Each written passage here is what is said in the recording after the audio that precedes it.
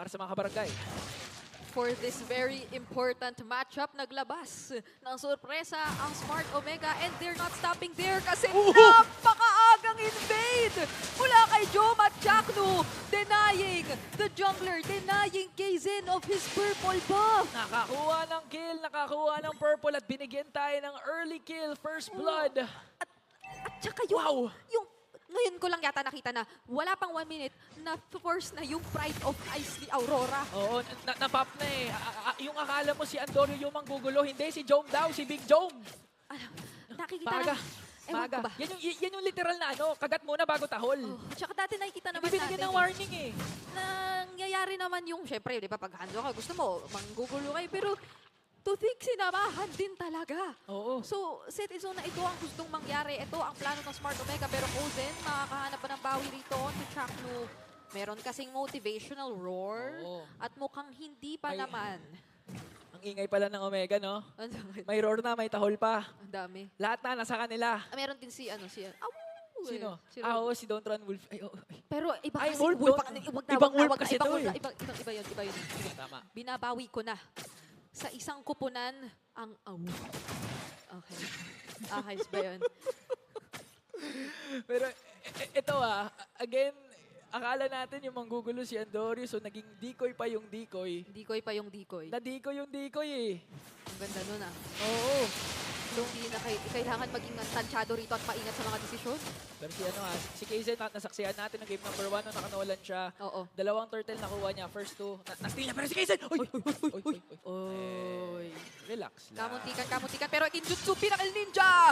Pasugod kay Kozen, siya lang ang nakikita. Pero makakatakas lang din naman. Kulang pa. Kung level 6 yun, feel ko napatay niya na yun eh. Pero kulang pa. Pero ngayon ang nakapwesto dito sa turtle ng maganda yung Omega. Similar to what happened nung game number 1. Si Rap, hindi makapwesto ng maayos yung TNC, pero a clutch retry steal coming in from Kaizen is more than enough to turn things around. Yun nga ba ang pwede natin makita dahil may nahuli ngayon Omega? Nag-cooldown na agad-agad at Escalera ka ang unang tutumba. Ibigay nyo na rin ang turtle dahil mapapasa kamay na yan ng Omega at tatakbo na lang ngayon ang TNC Brody. Pero Andorio gusto pa yatang humabol ng isa kaso nabitin ang Kinjutsu Pinnacle Ninja. Kulang pero hindi worth it pa rin talaga dito sa Omega. Walang cross-map play na nagawa yung TNC. They really tried to contest for that turtle. But still, Omega ang nakakuha ng turtle. They got the kill onto Escalera. Ngayon, they're dominating the top lane dito. So, Kozen na pati Escalera, forced na medyo alagain yung kanilang win condition, especially towards the late game. Hindi talaga pwede ma-shutdown dito si Kozen ngayon. Oo, and yun yung paunti-unting nagpapakita sa atin ngayon na nagre-react na rin ang TNC dito sa ginagawa ng Smart Omega. Right after natin maramdaman from them, early game pa lang yung pressure and yung kung gaano sila ka-fixated doon sa mga plano nila papasok dito sa ating laban. At mabilis ang silip din muna sa ating mga nagiging items dyan. Tama ba itong nakikita natin? Flask of the Oasis. Para sa Hanzo? Oo, pero baka kay ano yan? Baka kay Chaknu yan. Oo. Yung decoy, naging decoy na naman. Pero ito nanggugulo na naman dito si... Nakuha ba? Nakuha ata ni Andorio yung purple eh. Naagawan niya ata si Kaizen ulit eh. For the second time around, dire-diretsong deny. Looking at the levels, level 6 pa lang dito si Kaizen. Andorio level 8 na. Probably that explains dito yung pressure na yon. Pero Escalera maghanap pa rin ang setup with the implosion hits with the follow-up penalty zone. Kaso mapapawian yata sila kayon na Minoan Fury. Pero napakaganda nung latag nung Frigid Glacier. Kaya naman makakabawi rin onto Chaknu ang TNC. Pero kanino na naman mapupunta ang mga kills? Kasi nakikita mo, etong si Andorio, iniisa-isa na naman pala ang TNC. Tapang doon ni Kozen ha. Kung napansin mo, tagal niya naghintay doon sa Brush. I believe sabi ni Wolf sa kanyang mga content, tinawag ni Demon kahit Wolf yun. Ay, Brush yun eh. Pero nakipag 1v1 siya dito kay Job. Pinapakita niya na kahit early sending ng Roger, makikipagpalagan pa rin siya, makikipag 1v1 siya. Ganun yung pinapakita na timpla ng TNC ngayon eh. Yes. At ngayon, paninindigan pa rin nila. Naaangat sila at mag-a-attempt kuhain ang turtle na ito mula sa side ng Smart Omega. Pero Kinjutsu Pinnacle Ninja narito na naman mukhang makukuha pa ni Andorio at mananakaw yung turtle na sinimulan. Lahat na! Lahat na kinuha mo, Andorio, pero pumasok si Heads! At meron ding pagsalubong mula kay Chaknu dito.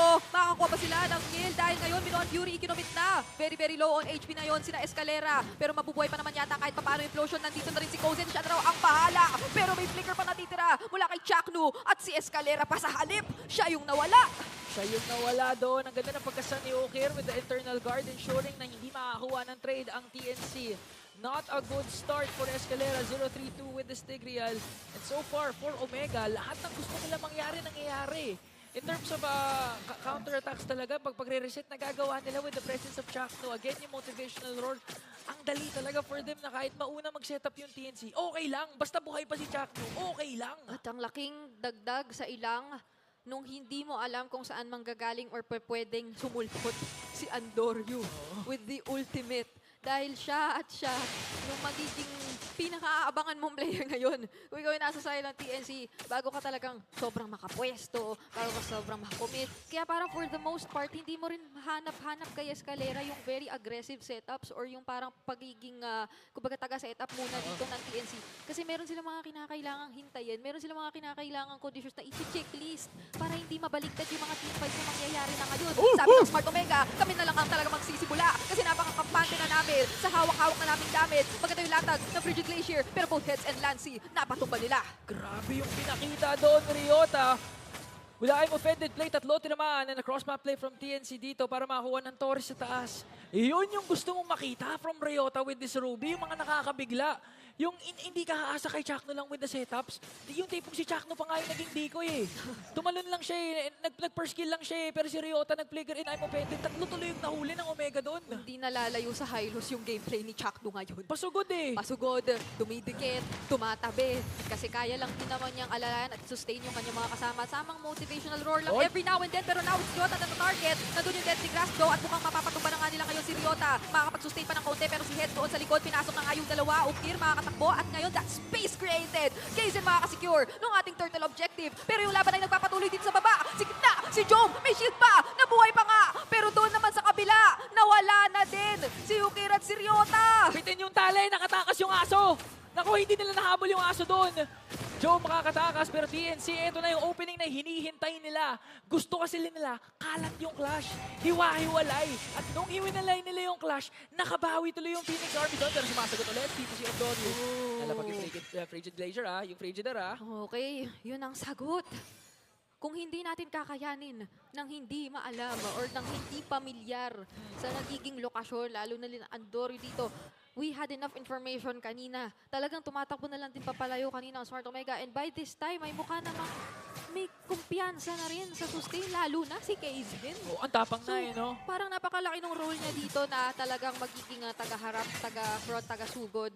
If not yung pinaka magiging source of setups dito. Kasi yung isa sa mga specialties na nakikita rin natin, most especially from Heads, is yung napakagandang mga follow-up penalty doon, which are very much well-timed. And by this time, ay posibleng nagamay na talaga ng TNC. Papaano ito gagamitin kontra sa Smart Omega?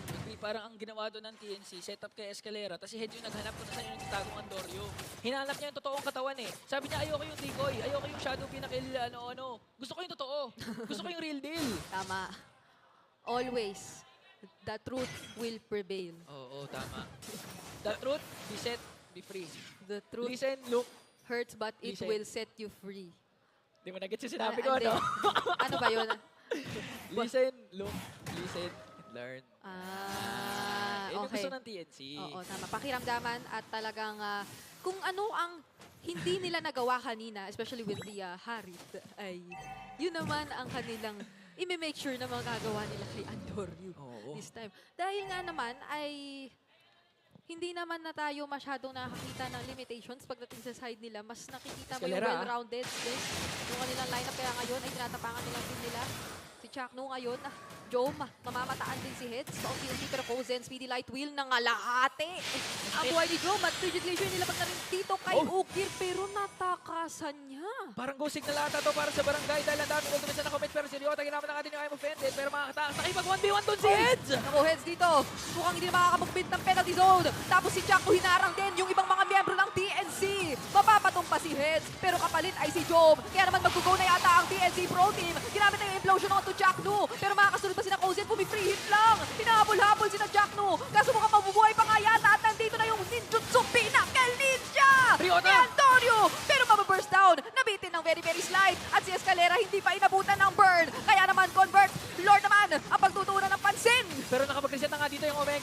ulti dito si Ryota. Mahuhuli pa niya sila Kozen. Nag-aambahan ng ating dalawang kupunan. Dorio, magandang pwesto. Hindi nahanap na si Kaizen ata. Kanya napatahan na pa-ulti palayo. Spear of Alpha out.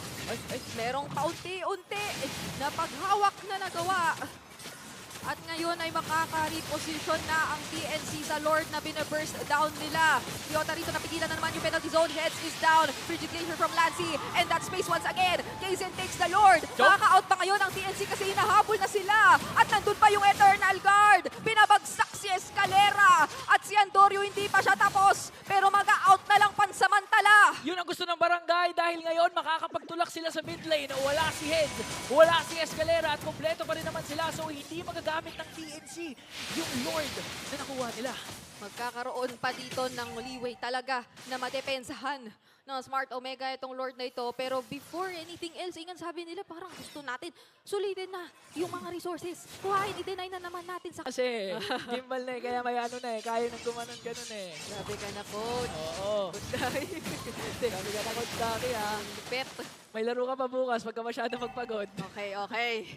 Kasi ngayon, dedepensa muna ang Smart Omega para dito sa na-secure na Lord ng TNC. But at the same time, it would seem or it would also feel na napakinabangan din nila yung pagkakapanalo sa teamfight. Tignan mo naman, isang outer turret na lang din for TNC. Yun nga ang nakakatuwa, pantay lang naman ang nakikita nating map control para dito sa dalawang kupunan. Pero grabe na si Andorio rito. Grabe yung pangkugulo. Oo. Isipin mo, yung problemang pinoproblema mo, yung shadow niya, hindi nga, pag pinatas mo yun, hindi na yun yung solusyon kasi hindi mo pa rin naman nahanap yung totoo. So kumbaga yun yung mga problemang dapat hindi mo pinapansin pero wala kang choice pansinin Kasi sasaktan ka pag hindi ka pinansin. Aray ko. Diba? Aray ko po. Yun. Yun yung mga hindi yata basta-basta mapapansin kasi sa ayaw at sa gusto mo na apektuhan ka. Tama, oo. Hala. Sana na yung mga hindi nagre-reply. Hala. Oo, kaya pansinin nyo na yung mga nagpapapansin sa inyo. Ayun na nga. Para quits. Ayun na nga. Hanapin nyo na si Andorio. Piece of advice. Dahil si Andorio ay magpapakita na naman ni na Escalera. Sabi niya kahit pa si Escalera yan, gusto ko bawasan.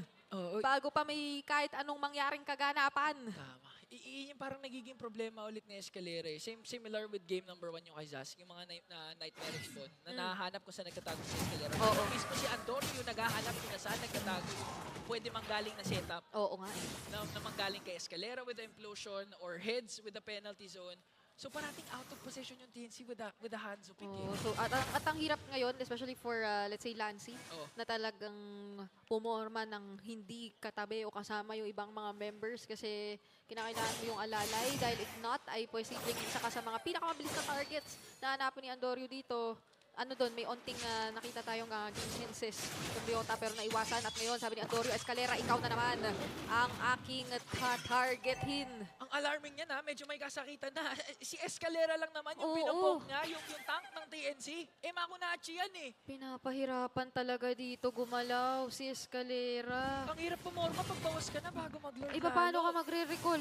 Tingnan mo naman yung mga nakaabang dito sa daanan, papunta sa Lord. Ay, naku, si Lancy Oy, naku, may mga may ipit yata dito. Andorio, sabi niya, sinimulan ko na. Lumabas na kayo dyan sa brush na yan. Setapan nyo na itong mga nakita ko. At ngayon, ay mukhang untargetable pero KZ is down. Isusunod yata nila si Heads. Mukhang makakapag-setup pa ba? Hindi na rin kasi Ukir ang makakapagpatumba sa kanya. Pero si Kozin, siya yung trumabaho. Siya yung naghanap doon sa tunay. Hinahanap niya kung saan nagtatago si Andorio, kaya naman yung Omega ngayon ay mapipilitan mag-react sa ginawa ng TNC.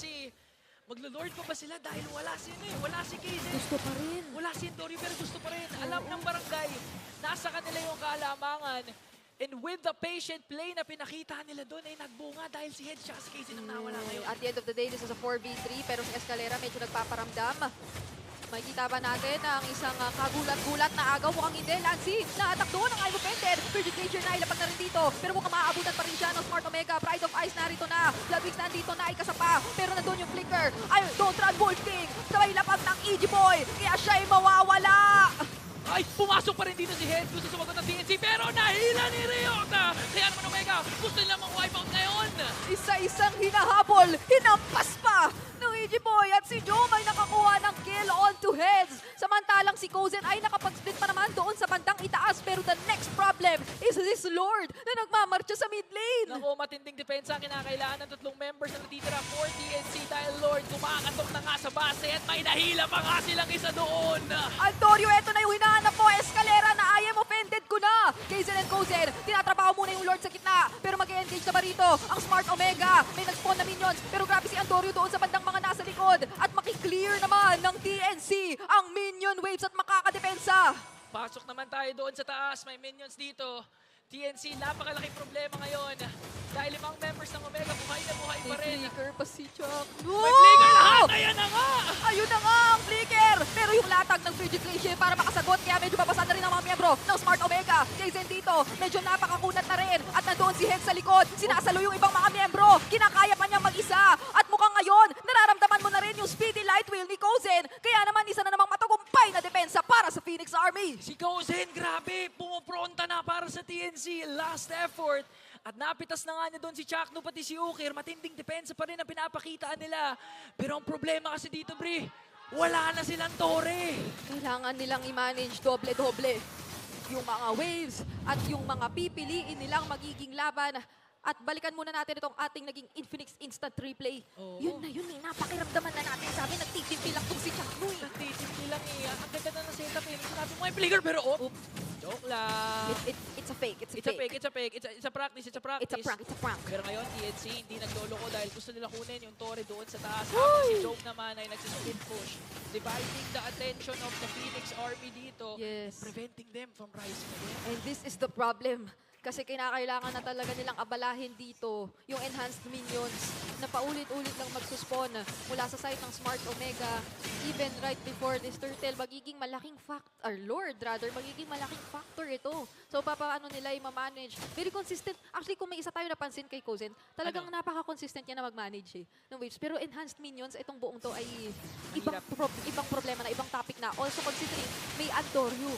And hindi mo gugustuhin na mapag-isa kung may Hanzo pwedeng mang-hunt down sa'yo kahit saan ka pang parte ng mapa pumunta. Kumbaga nung may inhibitor turret pa sila, parang high school pa lang yun. Eh, problema pero pumasok kayo ng TNC! Hindi yata umabot doon ng implosion. Kaso ngayon, meron pang I'm offended mula dito kay Ryota. At isa-isa na sumusugod rin ng Smart Omega. Si Kozen nakabot pa ni Andorio. At sila Chakno at Ryota